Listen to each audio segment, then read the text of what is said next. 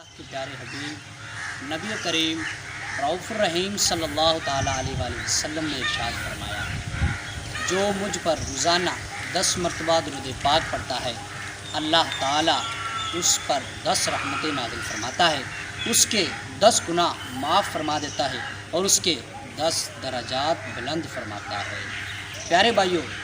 آپ بھی روزانہ کریم آقا علیہ الصلوۃ والسلام کی ذات اقدس پر درود پاک پڑھنے کا معمول بنا لیجیے۔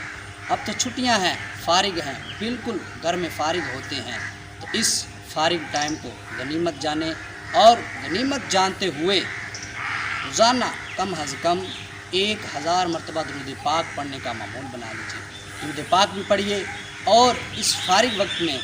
5 وقت کی نماز کا اہتمام کیجیے اور نماز کے ساتھ ساتھ